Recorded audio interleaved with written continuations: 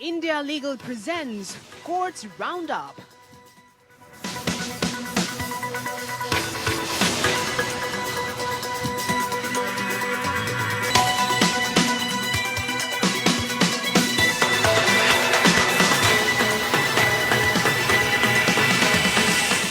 Supreme court ने समायोजित सकल राजस्व या AGR बकाया के भुगतान के संबंध में न्यायालय के 2019 के फैसले के खिलाफ दूरसंचार कंपनियों वोडाफोन आइडिया, भारती एयरटेल और टाटा टेली सर्विसेज सहित द्वारा दायर क्यूरेटिव याचिका खारिज की है। बताते हैं आपको कि chief justice DY Chandrachud, justice Sanjeev Khanna और जस्टिस BR गवई की पीठ ने ये निर्णय देते हुए कहा है कि रूपा अशोक हरा बनाम अशोक हरा में आपको बता दें कि न्यायालय के फैसले के संदर्भ में क्यूरेटिव क्षेत्राधिकार का प्रयोग करने का कोई आधार नहीं बनता है। दूरसंचार कंपनी को झटका देते हुए सुप्रीम कोर्ट ने अक्टूबर 2019 में केंद्र की याचिका स्वीकार की, जिसमें उसने लगभग 92,000 करोड़ रुपए का AGR वसूलने की मांग की गई है।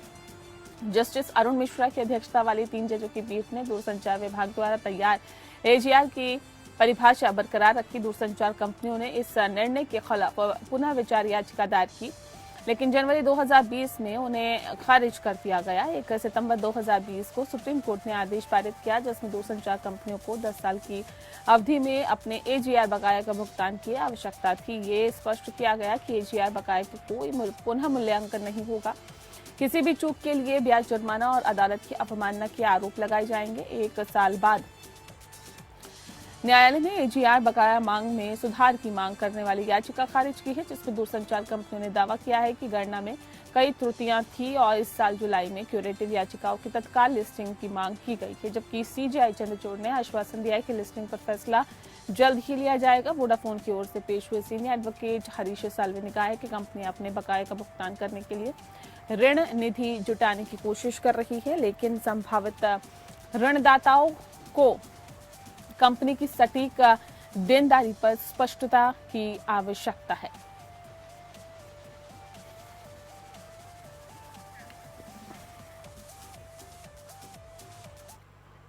सुप्रीम कोर्ट ने इस मुद्दे पर अपना फैसला सुरक्षित रखा कि क्या राजस्व खुफिया निदेशालय को सीमा शुल्क अधिनियम 1962 या कस्टम एक्ट के तहत शक्तियां प्रदान की जा सकती है। कोर्ट ने कैनन इंडिया प्राइवेट लिमिटेड बनाम कस्टम आयुक्त मामले में 2021 की सुप्रीम कोर्ट के फैसले के खिलाफ कस्टम विभाग द्वारा दायर पुनर्विचार याचिका पर सुनवाई की, जिसमें कहा गया कि राजस्व खुफिया निदेशालय के अधिकारियों के पास कस्टम एक्ट 1962 के तहत शक्तियां नहीं हैं। कैनन इंडिया मामले में तत्कालीन CJI SA Bobde, justice AS Bopanna और जस्टिस V रामसुब्रमण्यम की 3 जजों की बेंच ने माना था कि कस्टम एक्ट 1962 की धारा 6 के तहत केंद्र सरकार द्वारा कार्यभार सौंपे जाने के अभाव में राजस्व खुफिया निदेशालय ने किसी अधिकारी को अधिनियम के तहत कार्यों का प्रयोग करने का अधिकार नहीं होगा। साथ ही न्यायालय ने माना था कि एक्ट की धारा 28 के तहत कारण बताओ नोटिस केवल उचित अधिकारी द्वारा जारी किया जा सकता है, अर्थात वह अधिकारी जिसने पहले स्थान पर मूल्यांकन किया, न कि समवर्ती क्षेत्राधिकार वाले किसी अन्य अधिकारी द्वारा। Chief justice Chandrachud, justice JB Pardiwala और जस्टिस मनोज मिश्रा की पीठ ने पुनर्विचार याचिका में दलीलें विस्तार से सुनी हैं और प्रतिवादियों ने तर्क दिया है कि पुनर्विचार याचिका के लिए कोई मामला नहीं बनता है। अलग दृष्टिकोण स्पष्ट त्रुटि नहीं है जो कि पुनर्विचार याचिका और पुनर्विचार क्षेत्राधिकार के प्रयोग को उचित ठहराए। कैनन इंडिया ने सुप्रीम कोर्ट के फैसले के बाद भारत में कई हाईकोर्ट और न्यायाधिकरणों ने अधिनियम की धारा 28 के तहत जारी किए गए कारण बताओ नोटिस के आधार पर DRI अधिकारियों द्वारा की गई कार्रवाई को अमान्य करार दिया है। नतीजतन कैनन इंडिया के आधार पर पारित आदेश के खिलाफ कई अपीलें सुप्रीम कोर्ट में लंबित हैं।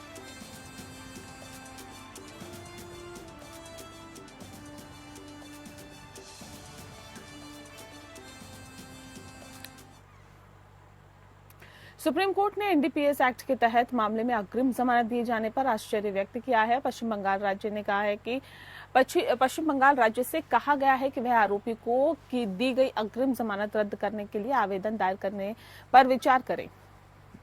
Justice BR Gavai, justice Arvind Kumar और जस्टिस KV विश्वनाथन की पीठ ने निर्देश दिया है कि NDPS एक्ट मामले में अग्रिम जमानत दिया जाना बहुत ही गंभीर मुद्दा है।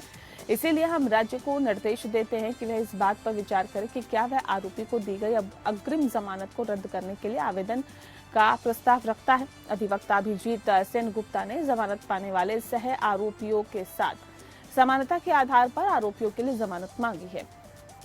उन्होंने पीठ को अवगत कराया कि जिन 4 आरोपियों को अग्रिम जमानत दी गई, उनके अलावा एक अन्य आरोपी को कलकत्ता हाईकोर्ट द्वारा नियमित जमानत दी गई। उन्होंने न्यायालय को यह भी बताया कि आरोपी व्यक्ति लगभग 11 महीने से हिरासत में है। जब यह बताया गया कि एनडीपीएस मामले में अग्रिम जमानत दी गई तो जस्टिस गवाई ने टिप्पणी की, एनडीपीएस मामले में अग्रिम जमानत वे अन्य व्यक्ति कौन हैं जिन्हें अग्रिम जमानत दी गई है।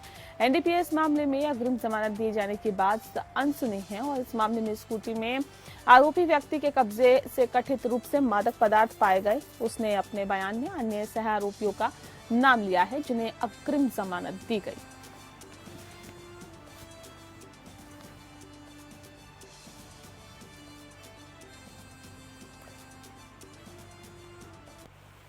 सुप्रीम कोर्ट ने कहा है कि बरी करने के फैसले के खिलाफ अपील पर निर्णय लेते समय अपीलीय न्यायालयों के लिए ट्रायल कोर्ट द्वारा दिया गया फैसला पलटना अनुचित होगा।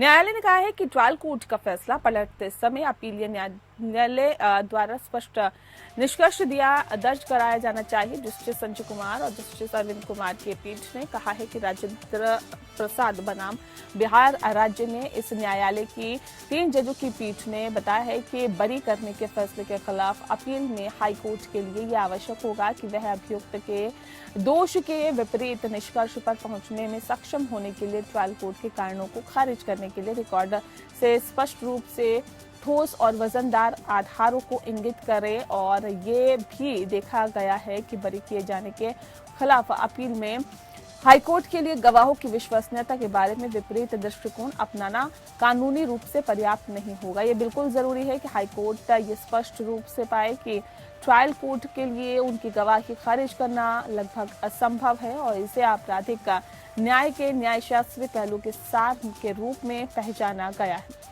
ट्रायल कोर्ट ने हत्या के अपराध और आईपीसी के तहत दंडनीय अन्य अपराधों के आरोपी को बरी करते हुए सुविचारित फैसला सुनाया। अभियोजन पक्ष द्वारा अभियुक्त के अपराध को संदेह से परे साबित करने में विफल रहे और आपको बता दें कि ट्रायल कोर्ट ने अभियुक्तों के पक्ष में फैसला सुनाया और उन्हें आरोपी से बरी कर दिया। हालांकि राज्य की अपील पर हाईकोर्ट ने दोषी सिद्ध के लिए बरी करने का फैसला पलट दिया। हाईकोर्ट के अनुसार अभियोजन पक्ष द्वारा प्रस्तुत साक्ष्य ट्रायल कोर्ट द्वारा दर्ज किए गए निष्कर्षों से अधिक थे, लेकिन इस निष्कर्ष का समर्थन करने के लिए हाईकोर्ट द्वारा कोई भी कारण दर्ज नहीं किया गया। हाईकोर्ट का निर्णय रद्द करते हुए न्यायालय ने कहा है कि हाईकोर्ट ने बिना किसी कारण दर्ज किए गए उपरोक्त गुप्त अवलोकन के आधार पर ट्रायल कोर्ट के निर्णय को पलटने में गलती की। फिर अपील को अनुमति दी गई और दोष सिद्धि रद्द कर दी गई। मेरा लद्दाख हाईकोर्ट ने मंगलवार को जी न्यूज उर्दू के ब्यूरो प्रमुख तालिब हुसैन की निवारक हिरासत रद्द की है। कोर्ट ने टिप्पणी करते हुए कहा है कि यांत्रिक हिरासत आदेश पारित करने में अधिकारी द्वारा दिखाई गई लापरवाही भारत के संविधान का मखौल उड़ाती है। निवारक निरोध शक्तियों के दुरुपयोग की आलोचना करते हुए तथा अनुच्छेद 21 और 22 के तहत व्यक्तियों को उनके मौलिक अधिकारों से वंचित करने में संवैधानिकता की अवहेलना पर अफसोस जताया और पुलिस डोजियर के आधार पर पुंछ के जिला मजिस्ट्रेट द्वारा पारित निरोध आदेश के बाद नाका पुंछ के स्थानीय पत्रकार तालिब को 10 मार्च 2024 को निवारक का निरोध के तहत रखा गया था। पुंछ के सीनियर पुलिस अधीक्षक द्वारा तैयार किए गए डोजियर में आरोप लगाया गया कि तालिब के गतिविधियों से सार्वजनिक व्यवस्था को गंभीर खतरा है और वर्ष 2001 में दर्ज कई एफआईआर का हवाला देते हुए दावा किया गया कि तालिब के आपराधिक व्यवहार के कारण उसे Jammu Kashmir public safety act 1978 के तहत निवारक हिरासत में रखा जाना उचित है। उनकी रिट याचिका में उनकी स्वतंत्रता को बहाल करने की मांग की गई है, जिसमें कहा गया है कि उनकी हिरासत उनके मौलिक अधिकारों का उल्लंघन है और उन्होंने तर्क दिया है कि पुलिस डोजियर में उल्लेखित अधिकांश एफआईआर में बरी कर दिया गया और केवल 2 मामले अभी भी लंबित है, लेकिन ये भी उनकी निवारक हिरासत को उचित नहीं ठहराते हैं। बता दें आपको, याचिकाकर्ता ने आगे दावा किया कि उनकी हिरासत पुलिस द्वारा उनकी पत्रकारिता गतिविधियों खासकर कानून प्रवर्तन ज्यादतियों से संबंधित मुद्दों को उजागर करने वाले उनके काम को दबाने का जानबूझकर किया गया प्रयास था। रिहाई के लिए उनकी याचिका पर फैसला सुनाते हुए हाईकोर्ट ने पुलिस और जिला मजिस्ट्रेट दोनों को आपको बता दें कि कार्रवाइयों में गंभीर खामियां पाई हैं और न्यायालय ने इस बात पर अफसोस जताया कि कैसे अधिकारी संवैधानिक सुरक्षा उपायों का सम्मान करने में विफल रहे हैं। निवारक निरोध को उत्पीड़न के मामले में मनमाने उपकरण में बदल दिया। इस प्रकार हाईकोर्ट ने तालिब हुसैन के खिलाफ निरोध आदेश रद्द कर दिया है और उनकी तत्काल रिहाई का आदेश भी दिया।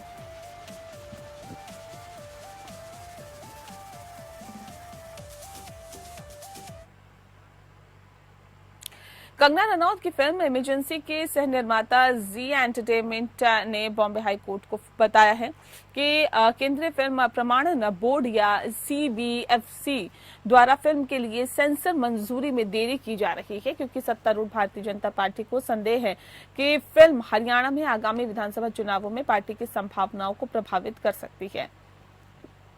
जी की ओर से पेश वरिष्ठ अधिवक्ता वेंकटेश धौड़ ने कहा है कि फिल्म को सिख विरोधी फिल्म के रूप में देखा जाता है और जो हरियाणा में सिखों की अच्छी खासी आबादी है। उन्होंने ये भी बताया कि फिल्म के सह निर्माताओं में से एक भाजपा विधायक हैं। धौड़ ने कहा है कि सह निर्माता भाजपा सांसद है और वे नहीं चाहते हैं कि भाजपा सदस्य द्वारा बनाई गई ऐसी फिल्में बने जो कुछ समुदायों की भावनाओं को ठेस पहुंचाएं।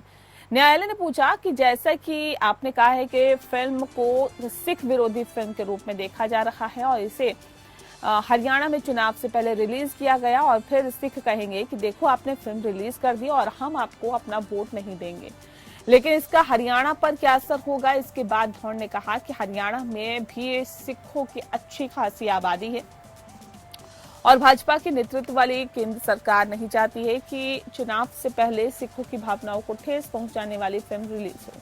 न्यायमूर्ति BP कोलाबावाला और फिरदौस पूनीवाला की खंडपीठ ने इस दलील को स्वीकार नहीं किया।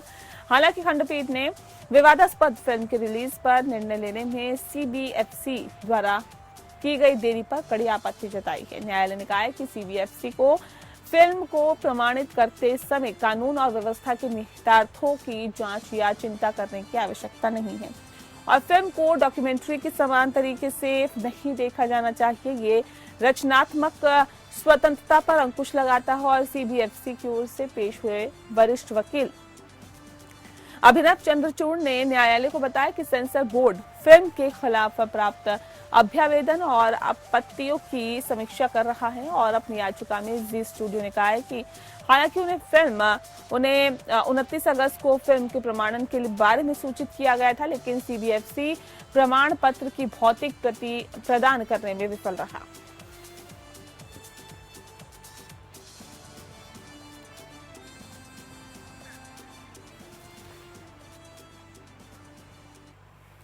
दिल्ली हाईकोर्ट ने दवा उत्पादों के कारोबार करने वाले व्यवसायों के खिलाफ अमूल के पक्ष में अपने उत्पादों पर अमूल ट्रेडमार्क का उपयोग करने के लिए एक स्थायी निषेधाज्ञा जारी की है। बता दें आपको कि अदालत ने अमूल के प्रसिद्ध ट्रेडमार्क का उल्लंघन करने के लिए उनके खिलाफ 5 लाख रुपए का जुर्माना और हर्जाना लगाया है। जस्टिस मिनी पुष्पकर्णा की सिंगल बेंच ने कहा है कि एक सामान्य ग्राहक के भ्रमित होने की संभावना है कि प्रतिवादियों का अमूल के साथ कुछ संबंध है और इस प्रकार उन्हें अनुचित लाभ मिलता है। अमूल के ट्रेडमार्क की प्रतिष्ठा को नुकसान पहुंचता है। मामले का संक्षिप्त तथ्य यह है कि कैरा जिला सहकारी दुग्ध उत्पादक संघ लिमिटेड, जिसे अमूल ने वादी नंबर 2 को पूरे देश में अमूल ट्रेडमार्क के रूप में अपने उत्पादों का विपणन करने की अनुमति दी थी। वादी ने कहा और ये दावा किया कि प्रतिवादी नंबर 1 कंपनी फार्मास्यूटिकल टैबलेट के कारोबार में लगी हुई है और उसने अमूल चेन के तहत एक एंटीसाइकोटिक दवा का इस्तेमाल किया है। इन टैबलेट्स को विभिन्न ई-कॉमर्स प्लेटफॉर्म पर बेचा गया था। जब वादी ने प्रतिवादियों को लीगल नोटिस दिया तो उन्हें ट्रेडमार्क का उपयोग करने से रोकने के लिए कहा है। बता दें आपको प्रतिवादियों ने जवाब दिया कि उन्होंने 2013 में ट्रेडमार्क का आविष्कार किया था। वादी के वकील ने प्रतिवादियों द्वारा भुगतान की जाने वाली लागत और क्षति के लिए आग्रह किया और कहा कि उनके पास अदालत और वकील की फीस और स्थानीय आयुक्त को भुगतान सहित विभिन्न लागतें हैं। अदालत ने कहा कि प्रतिवादियों ने अमूल के प्रसिद्ध ट्रेडमार्क का उल्लंघन किया और वे ट्रेडमार्क अमूल या किसी अन्य चिन्ह का उपयोग करने के हकदार नहीं है जो भ्रामक रूप से अमूल के समान है। और कोर्ट ने कहा है कि प्रतिवादियों के अमूल के प्रसिद्ध और प्रतिष्ठित ट्रेडमार्क का उल्लंघन करके दुर्भावनापूर्ण इरादे से काम किया है। अदालत ने प्रतिवादियों को स्थानीय आयुक्त द्वारा जब्त किए गए उल्लंघन के सामानों को नष्ट करने का भी निर्देश दिया है और फिर अमूल के प्रतिनिधियों की उपस्थिति में उन्हें वापस कर दिया।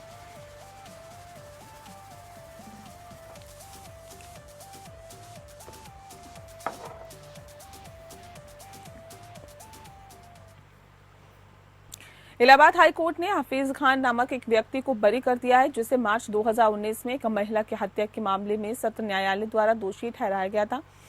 क्योंकि न्यायालय ने पाया कि उसके खिलाफ कोई सबूत नहीं था, अदालत ने उसके साथ हुए अन्याय के लिए मुआवजे के तौर पर उसे 1 लाख रुपए भी दिए हैं। क्योंकि उसे 7.5 साल यानी कि 7.5 साल से अधिक समय जेल में बिताना पड़ा। आरोपी को धारा 302, 201 आईपीसी के तहत अपराधों के लिए दोषी ठहराया गया और आजीवन कारावास की सजा सुनाई गई और 50,000 रुपए का जुर्माना भी लगाया गया। हालांकि खंडपीठ ने ट्रायल कोर्ट के फैसले के विश्लेषण के साथ साथ रिकॉर्ड पर रखे गए साक्ष्यों में पाया कि अभियोजन पक्ष में किसी भी वैज्ञानिक साक्ष्य द्वारा शव जो कि कथित तौर पर अपीलकर्ता की पत्नी का था उसकी पहचान सुनिश्चित करने के लिए कोई कदम नहीं उठाया है। अदालत ने पाया कि हालांकि जांच और पोस्टमार्टम रिपोर्ट के अनुसार मृतक के कथित शव पर कुछ कपड़े और धागा और एक ताबीज मौजूद थे। हालांकि अभियोजन पक्ष उन वस्तुओं के बारे में चुप रहा और शव की पहचान करने के लिए मृतक से उन्हें जोड़ने के लिए किसी भी गवाह से उन वस्तुओं के बारे में कोई सवाल नहीं किया गया। इस प्रकार न्यायालय ने निष्कर्ष निकाला कि ये साबित करने के लिए कोई सबूत नहीं था कि सायरा बानो की हत्या की गई थी और शव सायरा बानो का था। कोर्ट ने कहा कि इन परिस्थितियों में हम केवल यही निष्कर्ष निकाल सकते हैं कि ट्रायल कोर्ट ने निष्कर्ष निकाला है कि अपीलकर्ताओं ने सायरा बानो की गर्दन पर चाकू से हमला करके उसकी हत्या की और उसने शव को केनू खान की कब्र में छुपा दिया था।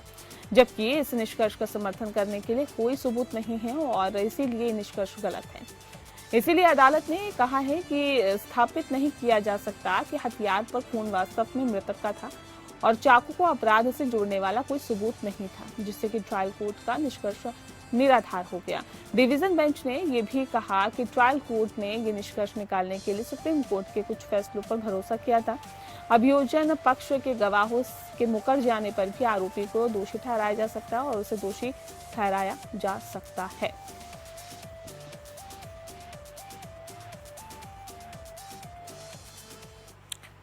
सुप्रीम कोर्ट ने हाल ही में कहा है कि गर्भधारण पूर्व और प्रसव पूर्व निदान तकनीक लिंग चयन पर प्रतिबंध अधिनियम 1994 की धारा 30 के तहत तलाशी और जब्ती अभियान को जिला उपयुक्त प्राधिकरण के सभी 3 सदस्यों द्वारा अधिकृत किया जाना चाहिए। सामूहिक रूप से अधिनियम और किसी एक सदस्य द्वारा लिया गया कोई भी निर्णय अवैध है। इसी संदर्भ में आइए इंटेलीकर की वेब रिपोर्ट से समझते हैं कि जन्म पूर्व लिंग परीक्षण को प्रतिबंधित करने के लिए क्या नियम कानून है।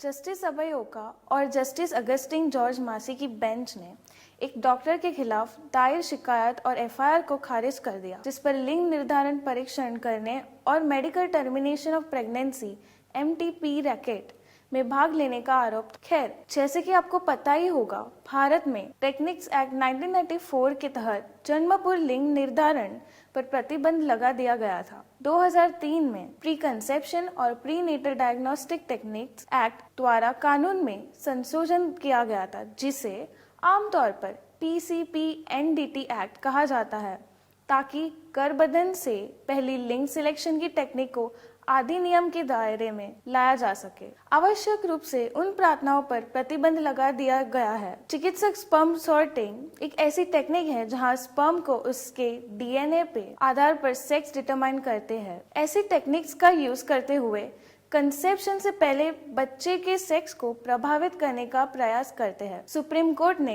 डॉक्टर के खिलाफ शिकायत को खारिज करते हुए ये कहा कि according to section 30 of PCP PNDT act, तलाशी और जब्ती अभियान को अधिनियम के तहत जिले समुचित प्राधिकरण के सभी 3 सदस्यों द्वारा सामूहिक रूप से मंजूर किया जाना चाहिए और किसी एक सदस्य द्वारा लिया गया कोई निर्णय अवैध है।